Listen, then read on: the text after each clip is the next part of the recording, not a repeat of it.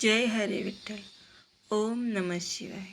श्रावण महिना कधी सुरू होणार आहे आणि किती श्रावण सोमवार येणार आहेत आपण बघून घेऊया.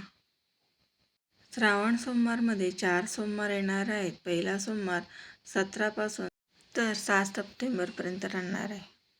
तर याच्यात काळामध्ये आपल्याला श्रावणमध्ये शिवाची, शंकराची, शिवशंभूची पूजा आराध्या करायची आहे आणि आपल्याला त्याची पूजा सामग्री आणि रुद्राभिषेक, शिवाभिषेक कसा करायचा आहे याची जाणकारी मी तुम्हाला दुसऱ्या भागात देईल.